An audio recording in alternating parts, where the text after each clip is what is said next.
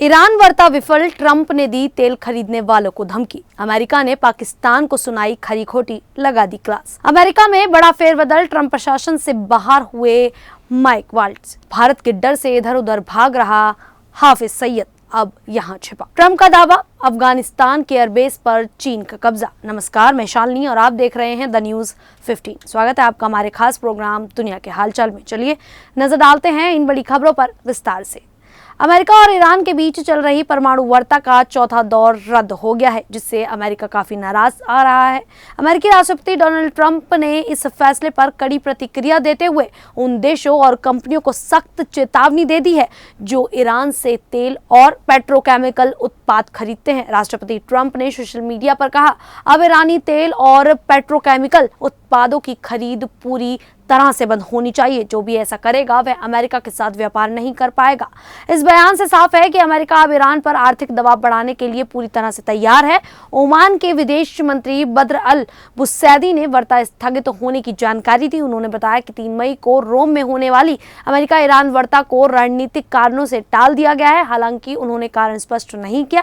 Iran के विदेश मंत्रालय ने भी कहा कि यह निर्णय ओमान के विदेश मंत्री के अनुरोध पर लिया गया है। अब तक अमेरिका और ईरान के बीच 3 दौर की वार्ता हो चुकी है, जिनमें से 2 ओमान की राजधानी मस्कत में हुई थी। इन वार्ताओं में अंतर्राष्ट्रीय परमाणु निगरानी संस्था ने भी हिस्सा लिया और उन्हें सकारात्मक बताया। उन्होंने कहा कि ईरान एक निष्पक्ष और स्थायी समझौते के लिए प्रतिबद्ध है। हालांकि अमेरिकी अधिकारियों के मुताबिक रोम में होने वाली इस चौथी वार्ता में अमेरिका की भागीदारी तय नहीं थी। फिर भी अमेरिका को उम्मीद है कि निकट भविष्य में वार्ता दोबारा शुरू होगी। वहीं दूसरी तरफ 22 अप्रैल को कश्मीर के पहलगांव में हुआ आतंकी हमले में 26 लोगों की जान चली गई थी। यह हमला उस वक्त हुआ जब अमेरिकी उपराष्ट्रपति जेडी वेंस भारत दौरे पर थे। इस हमले के बाद भारत में भारी गुस्सा है और पाकिस्तान पर आतंकियों को पनाह देने के आरोप लगे हैं। भारत की संभावित जवाई कार्रवाई से घबराकर पाकिस्तान ने अमेरिका, तुर्की और चीन से गुहार लगाई है कि वे भारत को संयम बरतने की सलाह दें। लेकिन अमेरिका ने पाकिस्तान को कड़ी चेतावनी देते हुए उल्टा उसे ही आतंकवादियों पर कार्रवाई करने को कहा है। अमेरिकी उपराष्ट्रपति जेडी वेंस ने साफ कहा है कि पाकिस्तान को अपनी जिम्मेदारी निभानी चाहिए और भारत के साथ मिलकर अपने इलाके में मौजूद आतंकी ठिकानों को खत्म करना चाहिए। उन्होंने कहा कि अमेरिका को उम्मीद है कि पाकिस्तान भारत के साथ सहयोग करेगा और हमले के दोषियों को सजा दिलाने में मदद करेगा।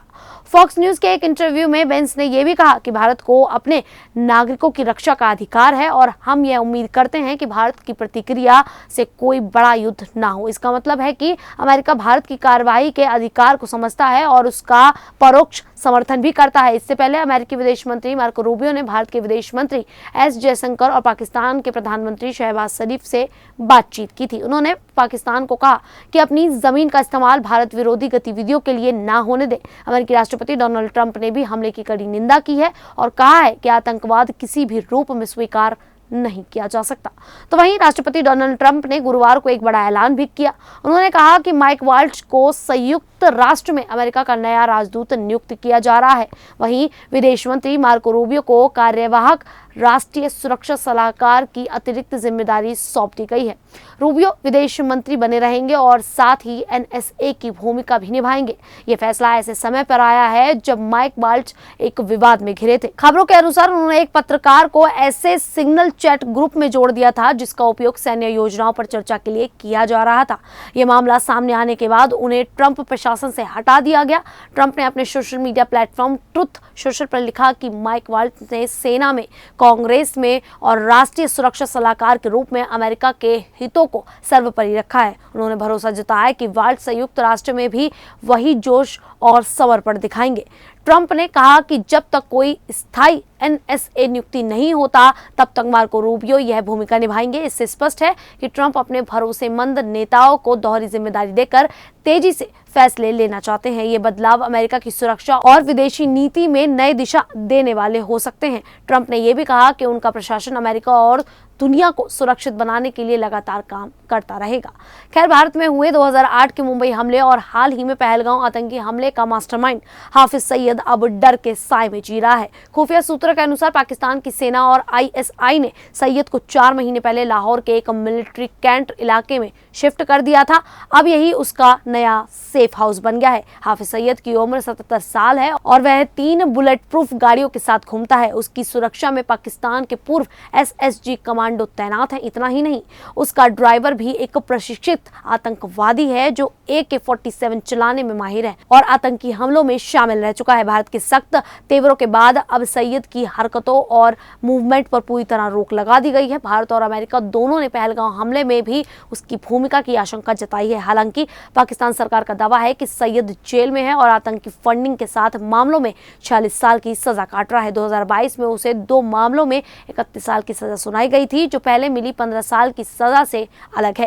लेकिन इसके बावजूद सईद को नजरबंदी में दिखाकर उसे विशेष छूट मिल रही है। बीते 3 सालों में वह 2 दर्जन से ज्यादा बार सार्वजनिक रूप से दिखाई दिया है। फरवरी 2025 में उसकी आखिरी उपस्थिति दर्ज की गई थी। इसके अलावा उसे पाकिस्तान के कब्जे वाले कश्मीर, मुरीद के बहावलपुर और रावलकोट जैसे इलाकों में आतंकी शिविरों में देखा गया है। इस बीच भारत के कड़े रुख के बाद लॉरेंस बिश्नोई गिरोह ने भी पहलगांव में मारे गए नागरिकों का बदला लेने की धमकी दी है और हाफिज सईद को निशाना बनाने की बात कही है।